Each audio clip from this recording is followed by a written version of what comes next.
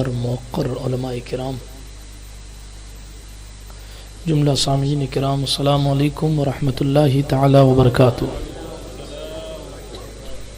الفاتحہ الی حضرت روح النبی الکریم علیہ التحیۃ والتسلیم۔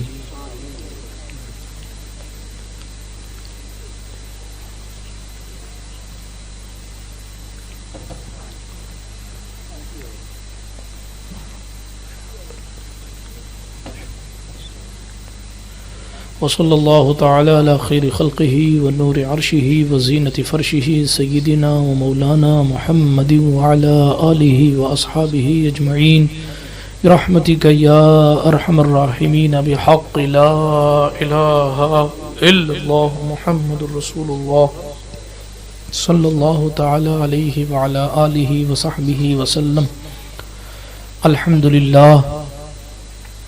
الحمد للہ منشی الخلق من عدم ثم الصلاة علی المختار فی القدم امن تذکر جیران بزی سلمی مزجتدم عن جرام مخلط بدمی مولایا صلی وسلم دائما ابدا علی حبیبک خیر الخلق کلہم محمد سید الکونین والثقلین والفریقین من عرب ومن عجم هو الحبيب الذي ترجى شفاعته لكل هول من الأهوال مقتحم ثم الرضا عن أبي بكر وعن عمر وعن علي وعن عثمان ذي الكرم والآل والصحب ثم التابعين لهم أهل التقى والنقى والحلم والكرم يا ربي بالمصطفى بلغ مقاصدنا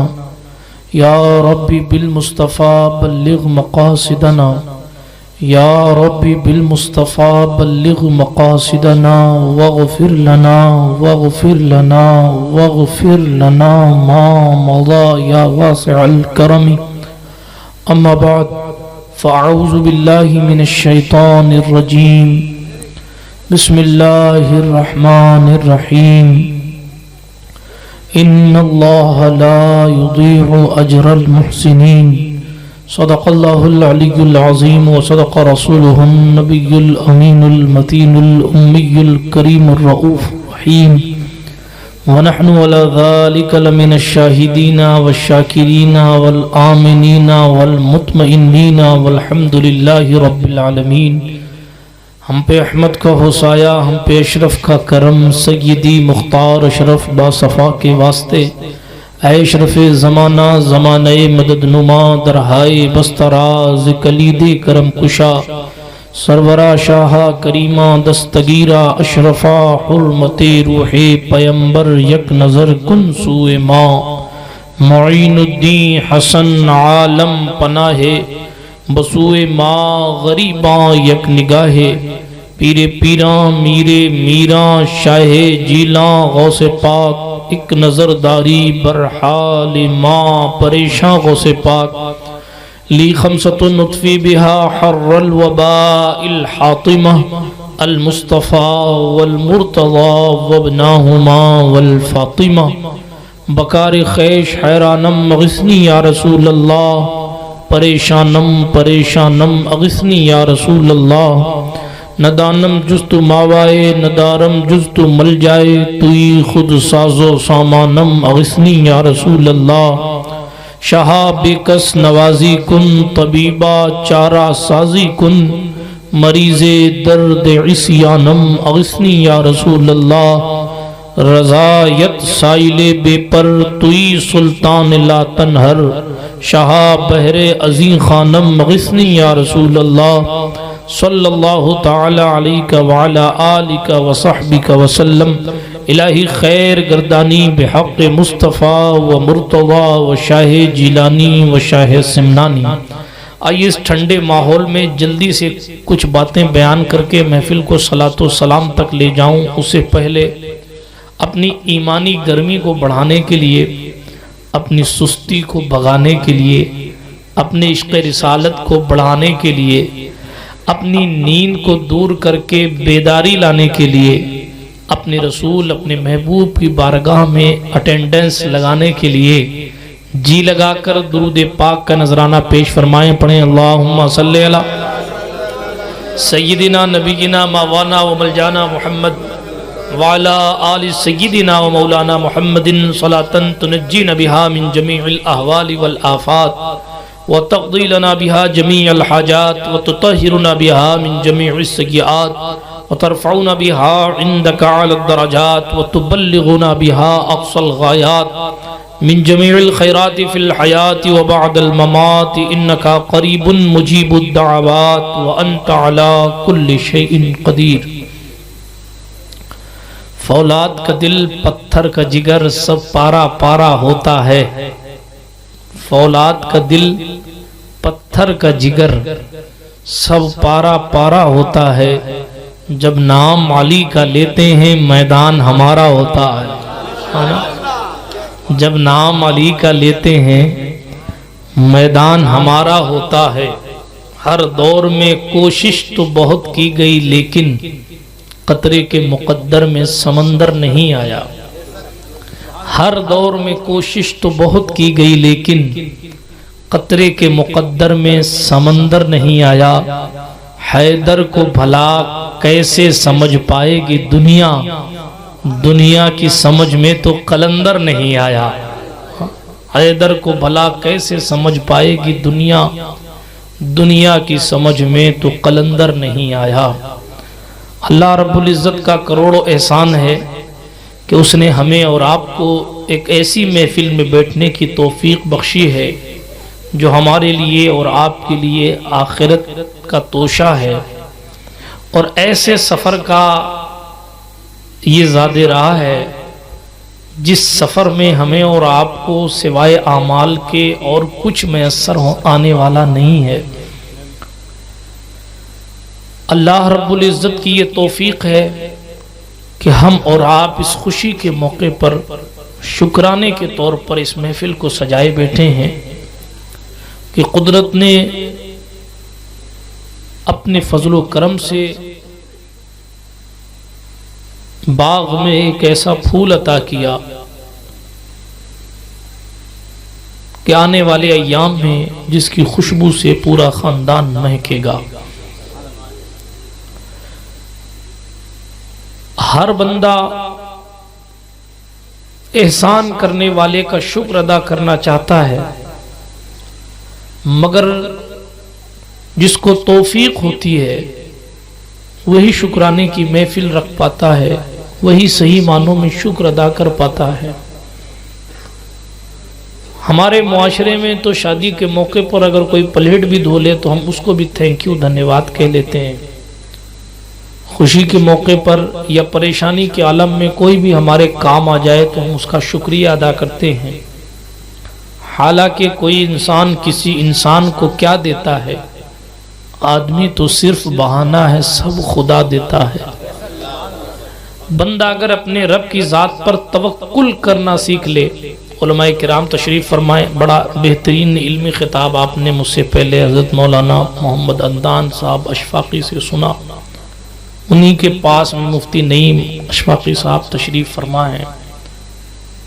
اللہ کے رسول صلی اللہ علیہ وآلہ وسلم ارشاد فرماتے ہیں، جو بندہ اللہ رب العزت کی ذات پر توکل کرتا ہے، جو بندہ اللہ کی ذات پر بھروسہ کرتا ہے، ترمذی شریف کی حدیث ہے، حضرت عمر یا ابن عمر اس حدیث پاک کے راوی ہیں، فرمایا اللہ کے رسول علیہ السلام نے کہ جو شخص اللہ کی ذات پر بھروسہ کرتا ہے تو اللہ اسے ایسے رزق عطا فرماتا ہے جیسے وہ پرندوں کو رزق دیا کرتا ہے۔ اور پرندوں کا انداز حدیث شریف میں یوں بتایا کہ وہ صبح اپنے گھونسلوں سے بھوکے جاتے ہیں اور شام کو اپنے گھروں میں پیٹ بھر کے آتے ہیں، لیکن جناب وہ کس چیز کی تلاش میں جاتے ہیں؟ ان کا تو کہیں ٹھیکہ نہیں چل رہا ہوتا ہے، ان کا تو کہیں کام نہیں چل رہا ہوتا ہے، انہوں نے تو کہیں جناب والا کسی سے آنے جانے کا وعدہ کیا ہوا نہیں ہوتا ہے، ان کے لیے تو کوئی فیکٹری نہیں ہوتی ہے، ان کے لیے تو کسی طریقے سے سائیکل چلا کے یا کار چلا کے پیسہ کمانا نہیں ہوتا ہے. وہ جاتے کس انداز میں ہیں؟ بس اسی یقین پر جاتے ہیں جس نے پیدا کیا ہے وہ ہمیں کھلائے گا. بس اس یقین کے ساتھ جب وہ جاتے ہیں تو اللہ رب العزت ان کے پیٹوں کو بھرتا ہے. میں یہ نہیں کہتا کہ انسان حرکت کرنا چھوڑ دے، لیکن یہ ضرور کہتا ہوں کہ انسان ضرورت سے زیادہ حرکت کرنا چھوڑ دے. بندہ اپنے رب کی ذات پر بھروسہ کرنا بھی سیکھے. ہم خود ہی راہیں ہموار کر کے خود ہی رزلٹ نکالتے ہیں. میں ایک جملہ کہوں گا کہ کچھ کام اللہ رسول کے لیے بھی چھوڑ دیا کرو کہ جناب ہماری حد یہاں تک ہے، گھر سے نکل کر فیکٹری جا کر محنت کر لینا ہمارا کام ہے، اور ہمارے مقدر کی روزی ہم تک پہنچانا یہ قدرت کا کام ہے. برادران ملت اسلامیہ، امیدیں جب ضرورت سے زیادہ بڑی ہو جاتی ہیں، تمنائیں جب ضرورت سے زیادہ بڑی ہو جاتی ہیں، لوگوں کے خواب جب آسمان سے باتیں کرنے لگتے ہیں تو پھر لوگوں کے قدم بہکتے ہیں. جب آدمی کو چاہت زیادہ ہو جاتی ہے تو پھر وہ مال تلاش کرنے کی کوشش کرتا ہے، حلال آئے تو حلال، ورنہ پھر وہ حرام کی کوشش کرنے لگتا ہے. حالات تو یہی ہے نا. ہم اور آپ اگر اپنے خواب کو زیادہ اونچا لے کر جائیں کہ ہمارے پاس بھی 32 لاکھ کا مالا ہونا چاہیے، ہمارے پاس بھی 32 لاکھ کی کار ہونی چاہیے، ہمارے پاس بھی جناب والا 2-4 گھر ہونے چاہیے، 3-4 پلاٹ ہمارے پاس ہونے چاہیے.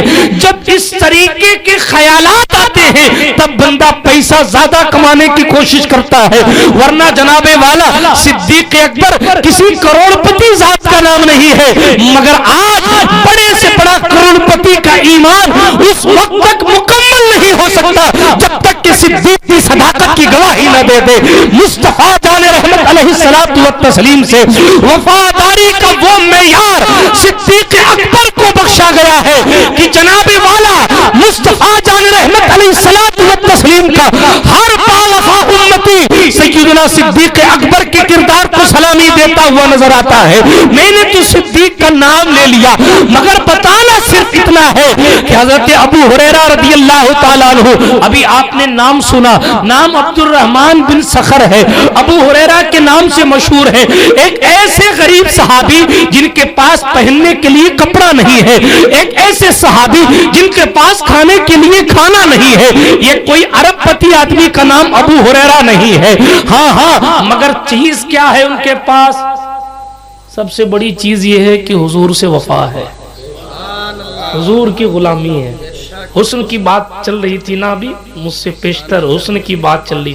حضرت ابو ہریرہ سے پوچھا گیا کہ محبوب کا حسن کیسا تھا، تو تعبیر دیکھیں عاشق کی، کہتے میرے محبوب جب مسکراتے تھے نا، سنو ہمارے حضور علیہ السلام کیسے، جب حضور مسکراتے تھے تو دانتوں سے اتنا نور نکلتا تھا کہ سامنے کی دیوار روشن ہو جایا کرتی تھی. جس کے دانتوں میں اتنا نور ہے اس کے رخسار کو والضحیٰ کہا گیا ہے. ہاں حضرت علامہ جامی نے اپنی کتاب 12 امام میں لکھا ہے، مولا حسین کی نورانیت کا عالم یہ تھا، علی کا بیٹا، زہرا کا جایا، ہم سب کا مولا، تاجدار کربلا، تاجدار کربلا، امام شہداء کربلا، ہاں سید الشہداء، شہزادہ گلگو قبا، سرکار بطول کا جانشین، حضرت زہرا کی آنکھوں کا تارا، حضرت امام حسن کی آنکھوں کا نور، مولا علی کی مقام و منزلت کا جانشین، رسول محتشم کے دین کی پناہ، حضرت سرکار مولا حسین، بلند سے دیگر غریب نواز کا دادا، علاء الدین صابر کلیری کا دادا، مخدوم اشرف جہانگیر سمنانی کا دادا، تمام حسینی سیدوں کے آقا اور تمام مسلمانوں، باوفا مسلمانوں کی جان حضرت امام حسین، ان کے چہرے کی نورانیت کے بارے میں علامہ جامی لکھتے ہیں کہ اگر اندھیری گلی میں حسین جاتے تھے تو ان کی گال سے اتنا نور نکلتا کہ اندھیری گلی میں روشن ہو جایا کرتا.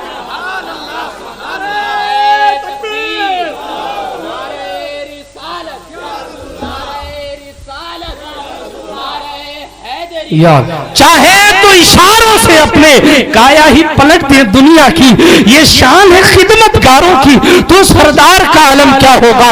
غوث اعظم کی 18 سال کی جوانی کی جولانیوں کو دیکھ کر لوگ ڈاکو نور عبد القادر کو دیکھ کر کہتے ہیں سارا قافلہ اپنی جگہ ہے، مگر اس 18 سال کے جوان کا نور ہی کچھ الگ نظر آتا ہے۔ یہ جلوہ مولا حسن کی کرامت رہی ہوگی کہ لوگوں نے شہنشاہ کے ہاتھ پر توبہ کی۔ میں حسن مصطفیٰ کو بیان نہیں کروں گا، ہاں حضور کا حسن تو بس حضور کا حسن ہے۔ حسن یوسف کو بھی دیا گیا، ہاں مگر حضور نے فرمایا یوسف حسین ہے، میں ملی ہوں۔ ہاں اب ملی کی تفسیر کبھی آپ مفتی نعیم صاحب سے پوچھئے گا تو یہ بتائیں گے، لیکن اتنا بتاتا ہوں، ایک بندہ ایسا کہ جس کے چہرے کو دیکھ کر دل اس کی طرف مائل ہو اور نگاہوں میں بھی وہ اچھا نظر آئے، گورا ہونا حسین ہونا اپنی جگہ ہے، مگر چہرے کی کشش ہونا اپنی جگہ ہے، جس کو ہم اپنے جملوں میں کہتے ہیں کہ یار اس کے چہرے پر نمکینیت بہت ہے، ہاں یہ اردو میں کہا جاتا ہے، اسی کو عربی میں ملی کہا جاتا ہے۔ یہ کب کہا حضور نے؟ حضرت عائشہ صدیقہ کے سوال پر کہا تھا، جب حضرت عائشہ نے کہا تھا یوسف تو بڑے حسین ہیں تو آپ کا پھر کیا مقام؟ کا یوسف حسین صحیح مگر میں ملی ہوں۔ حضرت عائشہ صدیقہ نے کیا کہا؟ عائشہ صدیقہ پھر کہنے لگی بات تو صحیح ہے، یوسف کے حسن کو جس نے دیکھا تھا اس نے انگلیاں کاٹی ہیں، میرے محبوب کے حسن کو دیکھ لیتے تو لوگ اپنے سروں کو کاٹ کے بارگاہ رسالت میں رکھ دیتے۔ عاشق تڑپ کے کہنے لگا ہاں ہاں حسن یوسف پہ کٹی مصر میں انگشت زنا، سر کٹاتے ہیں تیرے نام پہ مردان عرب۔ یوسف کے حسن کو دیکھ کر عورتوں نے ان کنٹرول ہو کر انگلیاں کاٹ لی تھی، مصطفیٰ کے حسن کو دیکھتے دیکھتے لوگ فل کنٹرول میں ہونے کے باوجود بھی گردن کٹا دیتے ہیں، اس لیے کہ جناب والا، اس لیے کہ قبر میں پہنچا تو حضور ہے، حشر میں تو حضور ہے، پل صراط پر حضور ہے، میزان پر حضور ہے، جنت میں حضور، ہاں ہاں سارے محشر کا دولہا کون؟ فقط اتنا سبب ہے انعقاد بزم محشر کا کہ ان کی شان محبوبی دکھائی جانے والی ہے۔ حضور کا حسن تو بس حضور کا حسن ہے۔ جاہلوں نے بھی دیکھا تو جناب والا اپنا دل نکال کے قدموں میں رکھ دیا، جنہوں نے جانا جانا نہیں جانا نہیں جانا۔ خیر بات اتنی ہے، بات یہ چل رہی تھی کہ اللہ کے رسول علیہ الصلاۃ والتسلیم کے صدقے ہمیں اور آپ کو یہ توفیق بخشی گئی کہ ہم اور آپ اللہ رب العزت پر ایمان رکھ کر یہاں اپنے آخرت کا توشہ جمع کرنے کے لیے بیٹھے۔ خوشی کی جب گھڑی آئے تو اللہ رب العزت کا شکرانہ ادا کرنا چاہیے، ہے نا؟ اور قرآن کہتا ہے لَإِن شَكَرْتُمْ لَأَزِيدَنَّكُمْ، اگر تم شکر کرو گے تو ہم تمہاری نعمتوں کو بڑھا دیں گے، ہاں، اور اگر شکر نہیں کرو گے وَلَئِن كَفَرْتُمْ إِنَّ عَذَابِي لَشَدِيدٌ، اگر تم ناشکری کرو گے تو پھر میرا عذاب بڑا سخت ہے۔ اسی لیے اللہ رب العزت کا شکر ادا کرتے رہنا چاہیے۔ اس بات پر بھی شکر کہ ہم دنیاوی محفل میں نہیں بیٹھے، اب تک بیٹھے ہیں تو اللہ اور اس کے رسول کے لیے بیٹھے ہیں۔ مجھے معلوم ہے آپ بہت جلدی سو جاتے ہیں، مگر مجھ سے زیادہ آپ کے کندھوں پر بیٹھنے والے فرشتوں کو معلوم ہے کہ آپ کیا کرتے ہیں۔ وہ آج اس وقت خوش ہوں گے کہ جناب اس بندے مومن کے کھاتے میں جو پونجی جمع کی جا رہی ہے وہ ایسی نہیں ہے کہ پھر جناب مودی جی کو جوش آئے تو بدل ڈالیں، پھر جناب کوئی ساری پچھلے والی کرنسی برباد ہو جائے، وہ نہیں ہے، یہ تو اعمال نامہ ہے جناب۔ یہاں بھی کام، یہ ایسی کرنسی ہے جو دنیا میں بھی چلتی ہے، آنکھ بند ہونے کے بعد بھی چلتی ہے، اور جناب حشر میں جب اٹھیں گے تب بھی اس کی ویلیڈیٹی ختم نہیں ہوگی، تب بھی یہ چلتی رہے گی، یہ ایمان کی کرنسی ہے۔ تو بات کو میں بڑی تیزی کے ساتھ آگے بڑھا کے ختم کرتا ہوں۔ درود شریف پڑھا آپ نے، ایک بار اور سنا دیں درود شریف، اللہم صلی علی سیدنا مولانا محمد وعلی آلہ الکرام وابنہ الکریم الغوث العظم الجیلانی۔ تو بات درود شریف کی آئی، سبحان اللہ۔ ایک بات سنا دوں آپ کو، ہمارے کچھ بزرگ حضرات بیٹھے ہوئے ہیں، تشریف فرمائیں۔ ہوتا کیا ہے کہ ہم اور آپ ضرورت سے زیادہ باتیں کرتے ہیں، ہاں ضرورت سے زیادہ وہ باتیں نہیں دین کی، نہیں دین کی باتیں ضرورت سے زیادہ ہوتی نہیں۔ اطلب العلم من المہد الی اللحد، ماں کی گود سے لے کر قبر کی گود تک علم تلاش کرو۔ باتیں کیا پنچایتیں ہم زیادہ کرتے ہیں، باتوں کو میں تھوڑا بدل دوں نا تاکہ آپ کو سمجھ میں جلدی آ جائے۔ ضرورت سے زیادہ پنچایتیاں کرنے. درود شریف میں نے سنا تو مجھے یہ روایت یاد آئی. سنا دوں؟ آپ کی اجازت ہے؟ ناراض تو نہیں ہوں گے آپ؟ اچھا کوئی بات نہیں، سنا دیتا ہوں. ایک بار اور درود شریف سنا دیں تو سنا دیتا ہوں.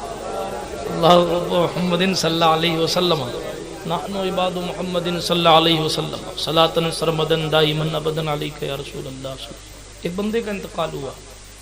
جب وہ قبر میں پہنچا نا تو کمال یہ ہوا کہ سوال کیا نا فرشتے نے تیرا رب کون ہے، تو اس کو جواب دینے میں بڑی تکلیف ہو رہی تھی. یہ بہت کٹھن مرحلہ ہوتا ہے، یہ دھیان رکھنا آپ. ہاں ہم بہت آسان سمجھتے ہیں کہ بھئی کسی کا انتقال ہو گیا اس کو دفنا کے آگے. نہیں، اگر وہ پلٹ کے آ سکتا نا تو بتاتا تو ہم جانتے کہ معاملہ کیا ہے.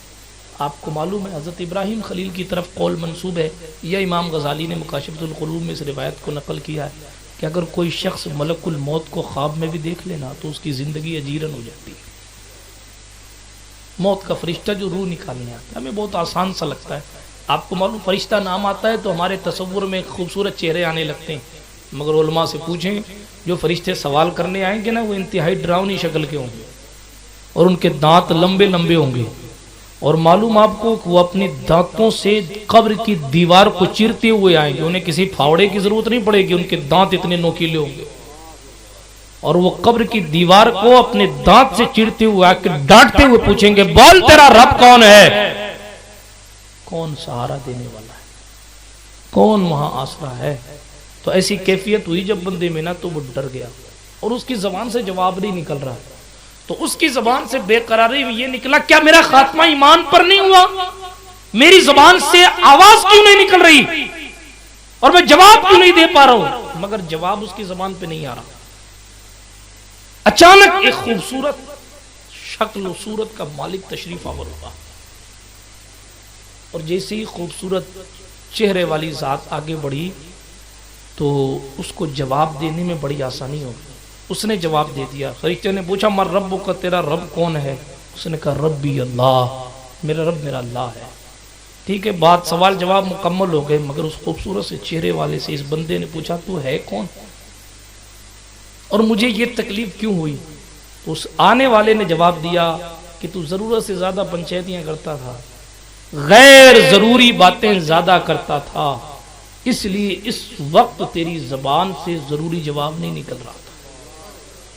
تو پھر تو کون ہے؟ کہا میں تیرا وہ درود شریف ہوں جو تو مصطفیٰ پر پڑھا کرتا تھا.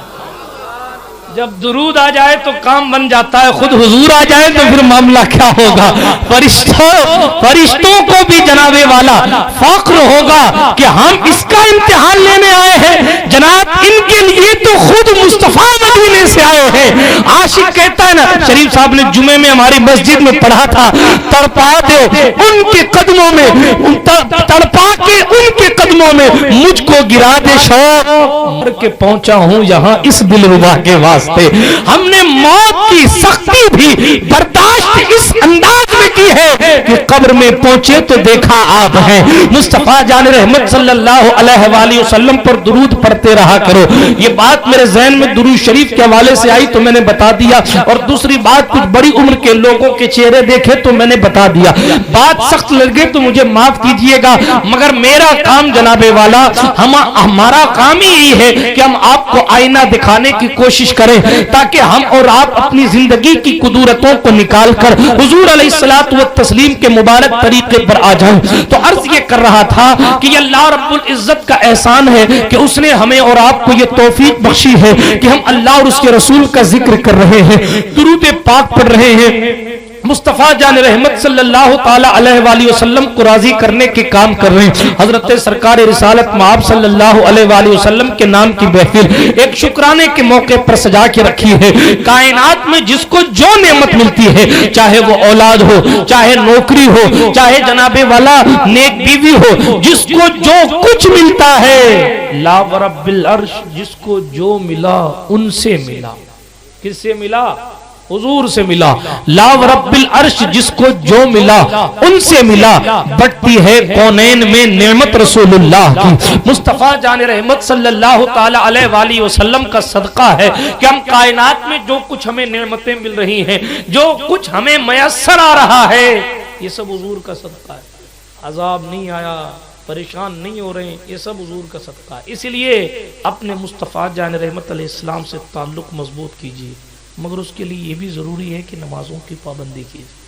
بہت مبارکبادی کہ آپ نے مسجد بڑی خوبصورت بنائی، بڑی عالیشان بنائی، بہت مبارکباد پیش کرتا ہوں۔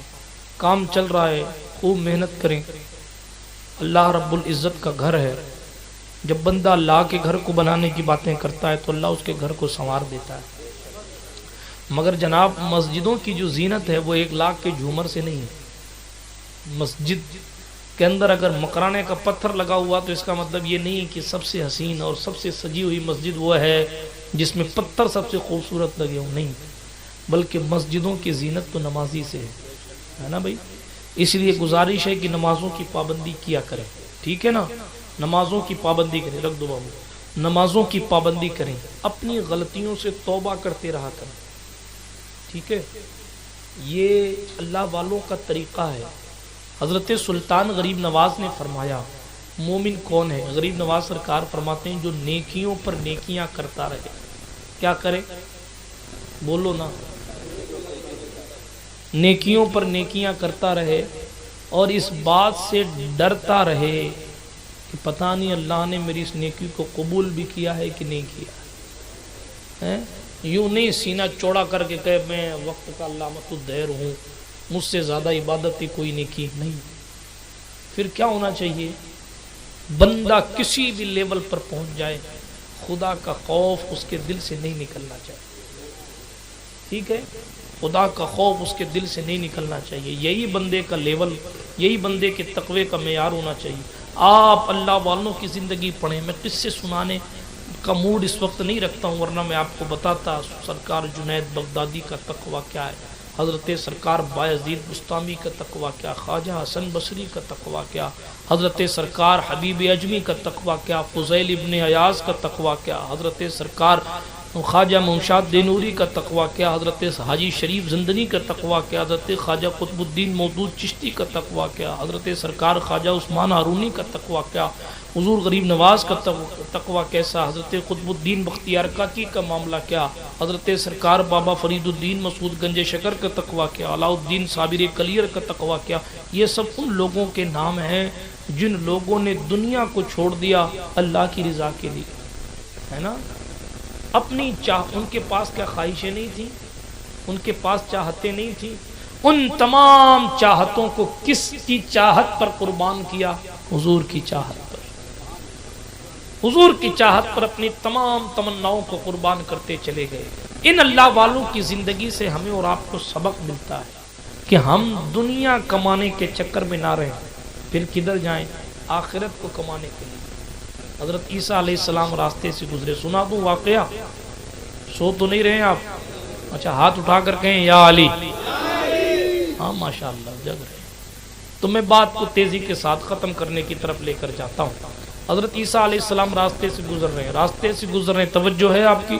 حضرت عیسیٰ علیہ السلام راستے سے گزر رہے ہیں۔ معاملہ یہ ہوا ایک بندے کو جو ہے نا ساتھ رکھا ہے، 3 روٹی سامنے رکھی گئی، حضرت عیسیٰ علیہ الصلوۃ والتسلیم نے اور ساتھی نے مل کے 2 کھا لی اور 1 روٹی وہیں چھوڑ کے حضرت عیسیٰ دریا کے پاس پانی پینے چلے گئے۔ جب پانی پینے چلے گئے واپس پلٹ کے آئے تو کہا روٹی کہاں ہے؟ کہا مجھے نہیں پتا، کون لے گیا؟ جھوٹ بول گیا۔ حضرت عیسیٰ علیہ الصلوۃ والتسلیم نے کہا کہ مجھے بتاؤ روٹی کہاں ہے؟ کہا نہیں مجھے نہیں پتا روٹی کہاں ہے، کس نے کھائی مجھے نہیں پتا، جھوٹ بول گیا۔ دنیا کی لالچ ایسی چیز ہوتی ہے، ٹھیک ہے، اللہ اکبر۔ واقعہ لمبا ہے، میں شارٹ میں سناتا ہوں۔ حضرت عیسیٰ علیہ السلام آگے بڑھے، ایک ذبح کیا بکرے کو یا ہرن کو، ہرن کے بچے کو ذبح کر کے اس کا گوشت، سبحان اللہ، کلو و شربو کے معاملات انجام دیے گئے۔ پھر اس کے بعد خدا کی قدرت سے یہ معاملہ ہوا کہ حضرت عیسیٰ علیہ الصلوۃ والتسلیم نے معلوم کیا کیا آپ کو؟ کھائے ہوئے ہرن کو اپنی دعا سے زندہ کر دیا۔ ہاں جب زندہ کر دیا تو اس نے یہ معجزہ حضرت عیسیٰ کا دیکھا۔ حضرت عیسیٰ نے پوچھا یہ بتاؤ روٹی کس نے کھائی؟ وہ پھر نٹ گیا کہ نہیں حضرت مجھے نہیں پتا کس نے۔ البتہ میں ایک آخر بات تیزی کے ساتھ کر دوں۔ بات یہ ہوئی کہ صاحب حضرت عیسیٰ علیہ السلام نے ریت اٹھائی، ریت، توجہ ہے آپ کی؟ ریت اٹھائی، ریت اٹھا کر حضرت عیسیٰ علیہ الصلوۃ والتسلیم نے دعا فرمائی تو وہ سونا بن گئے۔ سونے کے 3 ڈھیر حضرت عیسیٰ علیہ السلام نے بنا دیے، ایک ڈھیر کا ایک میرا ہے، ایک جو ہے وہ تیرا ہے، اور تیسرا جو سونے کا ڈھیر ہے نا وہ اس کا ہے جس نے روٹی لی ہے۔ وہ بدک گیا، اب کہ میں نہیں لی تھی، یہ ڈھیر بھی میرا ہے، میں نہیں لی تھی۔ اللہ اکبر، یہ دنیا ہے، یہ دنیا، میں نے بہت شارٹ میں سنایا، یہ دنیا ہے۔ اب اس سے آگے کا قصہ تعمیر ادب میں لکھا ہوا ہے، 300 راستے سے گزر رہے۔ درود شریف پڑھیں، اللہم صلی علی سیدنا مولانا وعلی آل سیدنا مولانا محمد صلاۃ تبقى وتدوم بدوام الملک الحی القیوم۔ اللہم صلی علی سیدنا مولانا محمد وعلی آل سیدنا مولانا محمد النبی الامی الحبیب العالی القدر العظیم الجاہ وعلی آلہ وصحبہ وبارک وسلم، صلو علیہ صلاۃ وسلام علیک یا رسول اللہ۔ تو بتایا یہ گیا کہ صاحب یہ دنیا ہے۔ حضور علیہ السلام نے صاف لفظوں میں فرمایا، لوگوں انسان کے پاس جو فطرت ہے نا، اگر اس کو 2 وادی بھی سونے کے دے دی جائے تو پھر وہ اس پر بھروسہ نہیں کر لیتا کہ یار بہت ہے، لیکن انسان کی یہ فطرت ہے، وہ سوچتا ہے ایک اور وادی میرے پاس آ جائے، سونے کا ایک اور محلہ میرے پاس آ جائے۔ پھر حضور علیہ السلام نے فرمایا، سنو لوگوں، انسان کا پیٹ تو قبر کی مٹی ہی بھرتی ہے، ٹھیک ہے؟ اسی لیے ان لوگوں کی طرف آئیے۔ حضور غریب نواز، توجہ ہے، نام سنا ہے آپ نے؟ میری بات سن لیں آپ تو زیادہ اچھا ہے۔ ریکارڈ سکندر بالوترا صاحب کر رہے ہیں۔ ہاں، کوئی کہہ رہا تھا کہ ایم ایس بی کا لگا ہوا محمد شریف باسنی اس کا معنی ہوتا ہے، اس کا معنی محمد سکندر بالوترا ہوتا ہے۔ درود شریف پڑھیں آپ، اللہم صلی علی سیدنا جد الحسن والحسین وعلی آل سیدنا جد الحسن والحسین وانزلہ المقعد المقرب عندک یوم القیامہ۔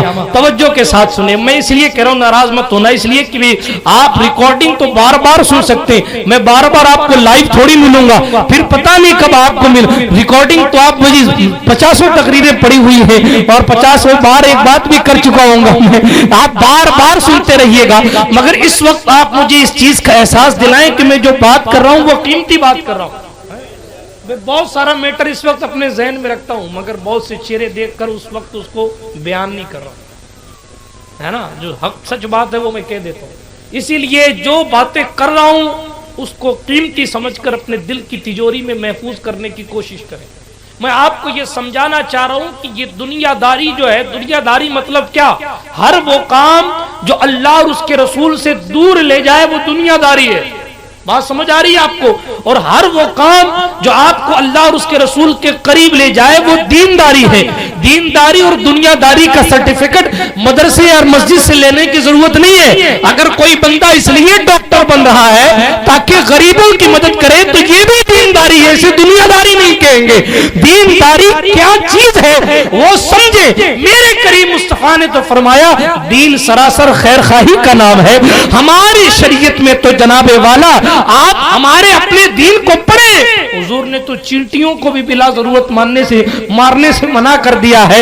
ہمارے یہاں تو وضو کا پانی بھی ضرورت سے زیادہ نہیں بہایا جاتا۔ یہ ہمیں اور آپ کو کب پتا چلے گا؟ جب ہم حضور کا دین پڑھیں گے، مگر ہمارے پاس تو ٹائم نہیں۔ اب تو معاملہ یہ ہے کہ صاحب دنیا بھر کے تعلقات ادا کرنے کا ٹائم ہے ہمارے پاس، اپنے رب کی طرف رجوع کرنے کا ٹائم ہے۔ گزارش کروں گا کہ اس سے پہلے کہ سانسوں کی مالا ٹوٹ جائے اپنے مولا کی طرف آ جائے، اس لیے کہ کائنات میں اس سے جلدی کوئی معافی نہیں کرتا ہے۔ باپ بھی اتنی جلدی معاف نہیں کرتا، ماں بھی اتنی جلدی معاف نہیں کرتی جتنا جلدی میرا اللہ معاف کر دیتا ہے۔ ایک قصہ سنا دوں اسی پر اور بات کو ختم کر دوں۔ حضرت خواجہ حسن بصری کے دور کا قصہ ہے، ٹھیک ہے؟ وقت زیادہ تو نہیں ہو رہا۔ حضرت خواجہ حسن بصری کے دور کا قصہ ہے۔ ایک نوجوان تھا، بری لت لگ گئی، بہک گیا۔ جب برائی کی طرف چلا گیا پھر ہوش آیا تو اس نے توبہ کی، اس کو بیماری ہو گئی۔ جب بیماری لگ گئی تو جناب بہت کوششیں کی علاج کرانے کی، مگر علاج نہیں ہوا۔ ایک بات آپ ذہن نشین کر لیں، خدا جب چاہتا ہے نا تبھی بیماری کا علاج ہوتا ہے۔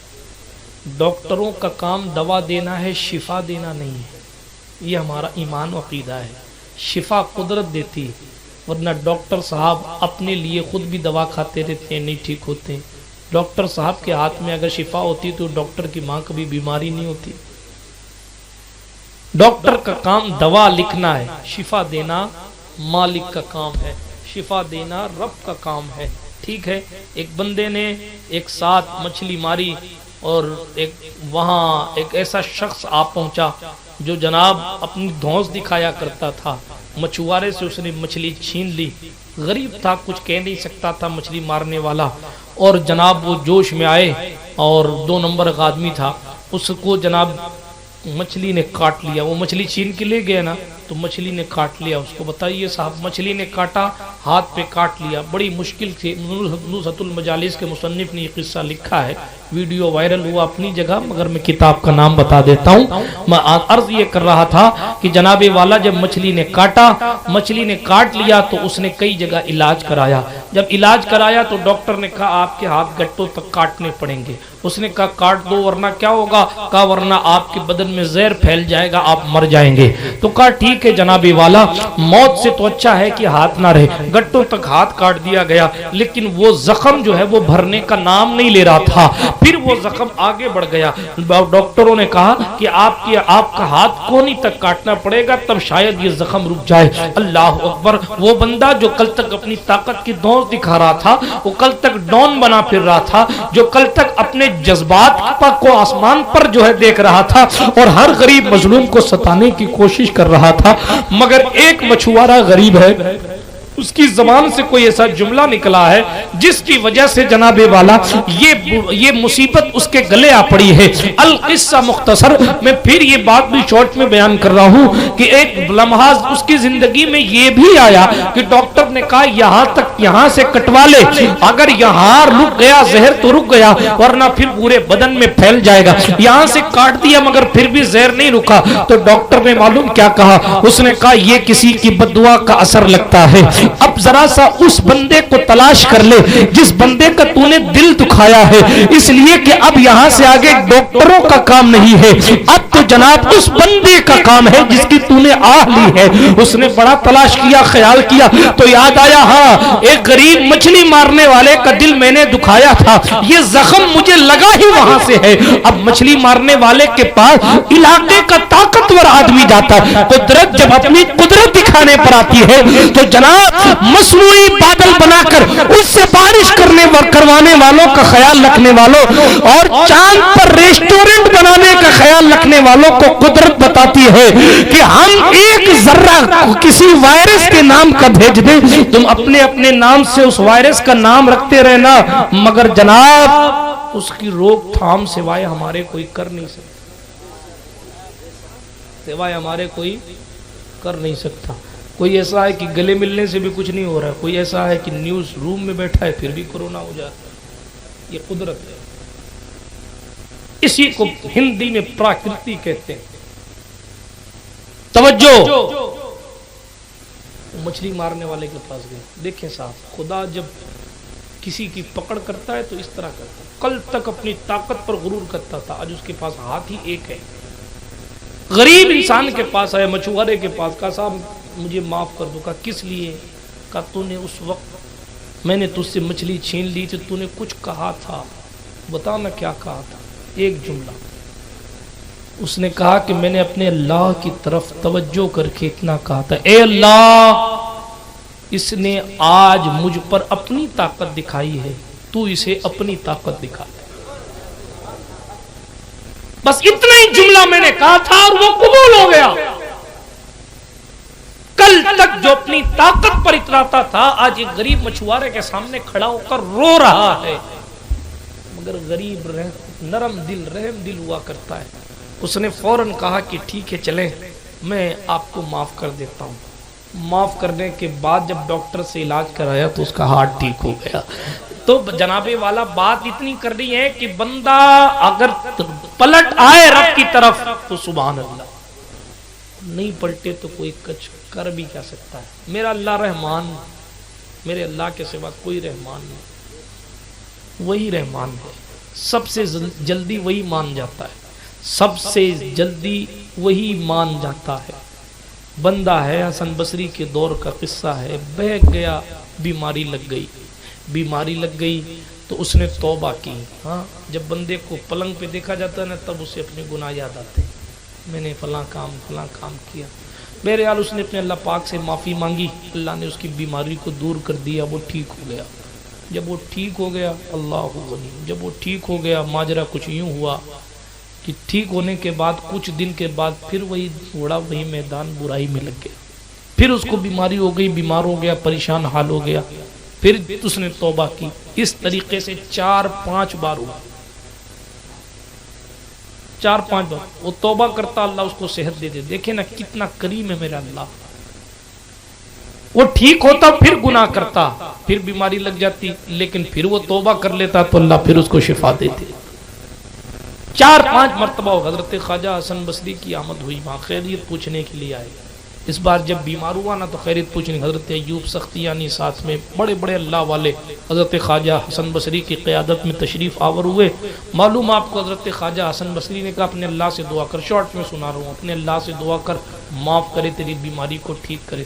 اس نے کہا حسن بصری شاید اب کی بار اللہ نہ معاف کرے، اس لیے کہ 4 مرتبہ ایسا ہو چکا ہے کہ میں گناہ کرتا ہوں، پھر توبہ کرتا ہوں، پھر گناہ کرتا ہوں، پھر توبہ کرتا ہوں، پھر گناہ کرتا ہوں، پھر توبہ کرتا ہوں، شاید اس بار میرا اللہ مجھے نہ معاف کرے۔ اللہ اکبر، توجہ ہے آپ کی، توجہ کے ساتھ سنیں، بات کو میں ختم کرنے لگا ہوں۔ عرض یہ کر رہا تھا، اب جب اس نے یہ بات حضرت خواجہ حسن بصری سے کہی کہ شاید اب کی بار میرا اللہ مجھے معاف نہیں کرے گا کیونکہ اتنی مرتبہ ایسا ہو گیا۔ اللہ اکبر، حضرت خواجہ حسن بصری نے کہا توبہ تو کرتا رہے، چلو بھائی ہم چلتے ہیں۔ یہ کہہ کے حضرت حسن بصری وہاں سے اٹھ گئے۔ کچھ دنوں بعد اس کا بھائی آیا، اس بیمار کا، نوجوان کا، کہنے لگا حضرت میرا بھائی بڑا بیمار ہے، آپ ذرا سا خیریت پوچھ لیں، دعا فرما دیں۔ حضرت خواجہ حسن بصری آئے، آنے کے بعد اس کو دیکھا، اس کی کیفیت نزع کے عالم میں، بے قراری کے عالم میں تھا اس وقت، وہ بالکل اس کی جان جانے والی تھی۔ حضرت خواجہ حسن بصری آئے، آنے کے بعد کیا دیکھا کہ وہ یقیناً بے قراری کے عالم میں۔ حضرت حسن بصری نے اپنے ساتھیوں سے کہا اس کی موت بڑی تکلیف دہ ہوگی۔ اللہ اکبر کبیرہ، اس طریقے کی باتیں اس وقت ہو رہی ہیں۔ حضرت حسن بصری نے پھر بھی کہا معافی مانگتا رہے۔ اس نے کہا میرا اللہ کیا مجھے معاف کرے گا، مجھے تو بار بار اس نے موقع دیے مگر میں نے ہی اس موقع کا فائدہ نہیں اٹھایا۔ اللہ اکبر، حضرت حسن بصری چلے گئے اٹھ کے اور کہنے لگے تو اتنا برا ہے کہ تو نے بار بار برائی کی ہے۔ اللہ اکبر، حضرت خواجہ حسن بصری جب اٹھ کے چلے گئے، اس نے اپنی ماں سے کہا امی جان حسن بصری تو چلے گئے، پتہ نہیں کیا خدا کی رحمت سے نا امید ہو کر چلے گئے۔ اللہ اکبر کبیرہ، اس نے یہ بڑا جملہ بولا اور کہنے لگا امی جان میری غلطی تو بہت ہے مگر میری موت کو آپ مثالی بنا دینا، میری موت کے وقت مجھے تکلیف تو بہت ہونی ہے میں بھی جانتا ہوں، میری روح اٹک سکتی ہے میں بھی جانتا ہوں، میں پریشانیوں کی منزلوں سے گزروں گا میں بھی جانتا ہوں، مگر جب میرا انتقال ہو جائے میری ماں تو میرے گلے میں پٹا ڈال دینا جیسے کہ کتے کے گلے میں پٹا ڈالا جاتا ہے۔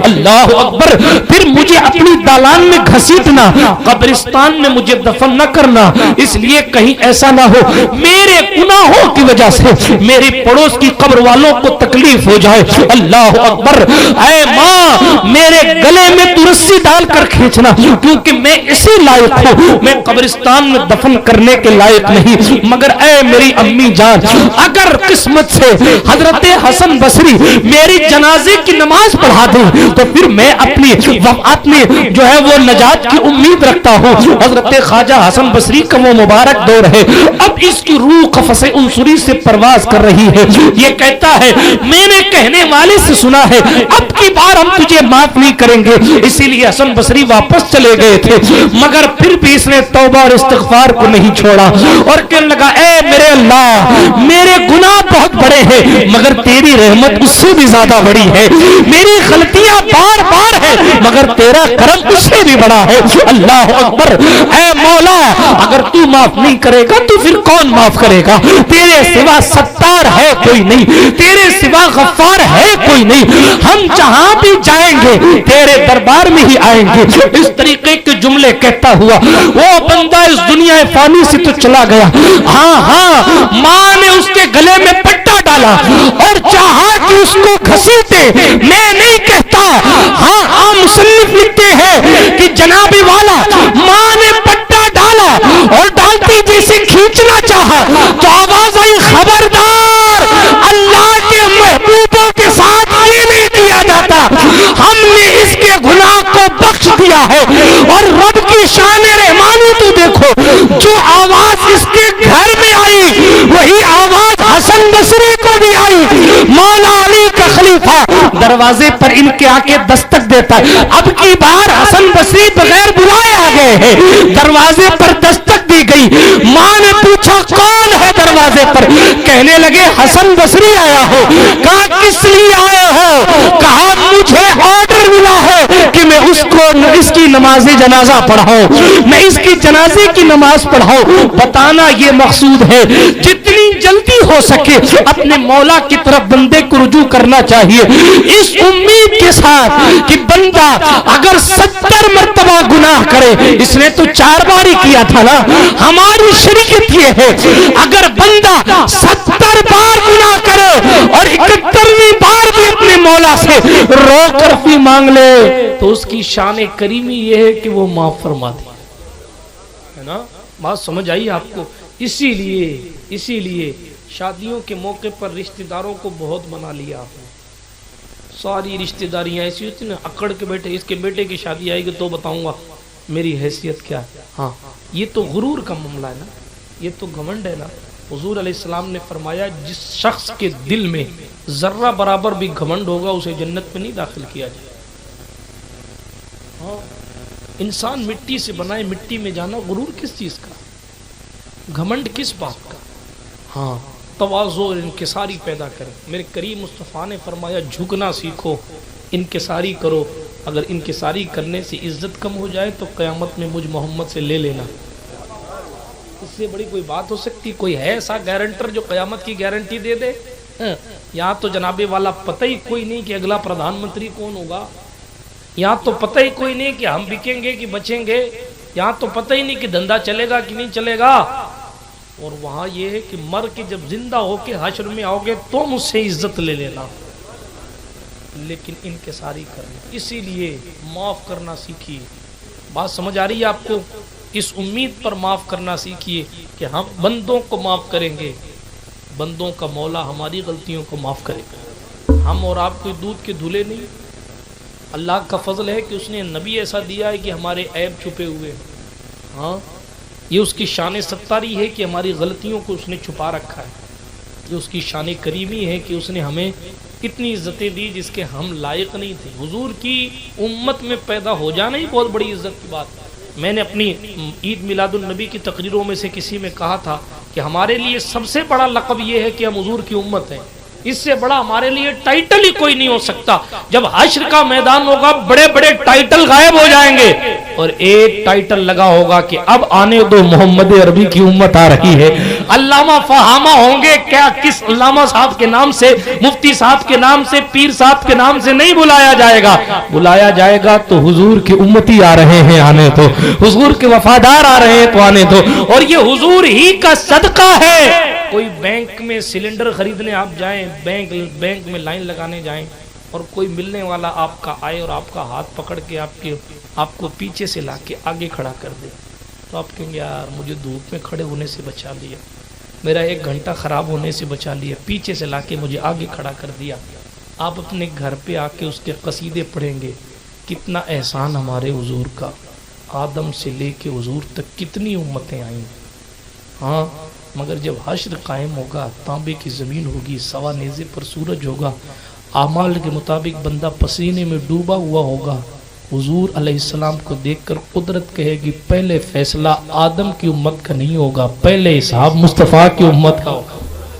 آئے سب سے آخر میں ہیں، کھڑے سب سے آگے، آئے سب سے آخر میں ہیں، کھڑے سب سے آگے۔ ان کے دور آدم علیہ السلام کی امت کو تو سلنڈر، گیس سلنڈر ملے تھے، ان وہ تو اس دور میں تو لوگ پتھر سے پتھر مار کے چنگاریاں نکالا کرتے تھے اور یوں آگ جلایا۔ کتنی بہرحال موضوع بہت واسٹ ہو جائے گا، لمبا ہو جائے گا۔ یہ حضور علیہ الصلوۃ والتسلیم کی کرم نوازیاں ہیں۔ اسی لیے دو تین باتیں صرف یہی عرض، میری تقریر میری گفتگو کا ماحصل ہے، نمازوں کی پابندی کریں، اپنے حضور پر خوب سے خوب درود شریف پڑھیں۔ ہاں میرے کریم مصطفیٰ نے فرمایا قیامت میں میرے قریب وہ شخص ہوگا جو مجھ پر سب سے زیادہ درود پڑھتا ہے۔ ہاں آج آپ عالم کے ساتھ، امام صاحب کے ساتھ، پیر صاحب کے ساتھ، سید صاحب کے ساتھ، نعت خواں کے ساتھ کھڑا ہونا چاہتے ہیں، کھڑے ہو کر لوگ سیلفیاں لیتے ہیں تاکہ لوگوں کو بتائیں کہ ہم فلاں صاحب کے ساتھ کھڑے ہوئے، نیتا جی کے ساتھ کھڑے ہوئے، جناب حضور کی نگاہ میں آ جائیں تو اس سے بڑی کون سی بات ہوگی۔ میدان قیامت میں حضور نے فرمایا میرے قریب ہوگا وہ شخص جو مجھ پر درود زیادہ پڑھتا ہوگا۔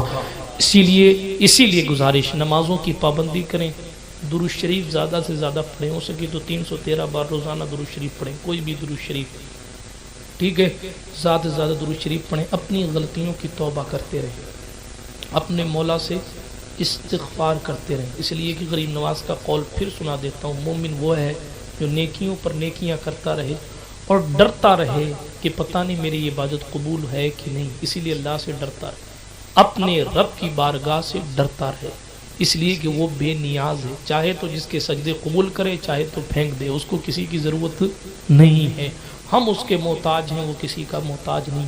اور جب بھی کوئی خوشی کا موقع آئے تو اللہ پاک کا شکر ادا کرے، اس لیے کہ یہ سانسیں بھی چل رہی ہیں تو اسی کے کرم سے چل رہی ہیں، یہ سانسیں بھی چل رہی ہیں تو اسی کے احسان سے چل رہی ہیں۔ ایسے لوگ بھی کورونا میں چلے گئے جو کئی 100 وینٹیلیٹر خرید کے صدقہ کر سکتے تھے، مگر ایک سانس کے لیے وہ وینٹیلیٹر تلاش کرتے کرتے چلے گئے اور دنیا کو بتایا زندگی موت اللہ پاک کے ہاتھ میں ہے، وہ چاہتا ہے تو ویلیڈیٹی بڑھا دیتا ہے، وہ چاہتا ہے تو جناب والا بندے کو، اس کی بندے کی روح کو اس کے بدن سے جدا کر دیتا ہے۔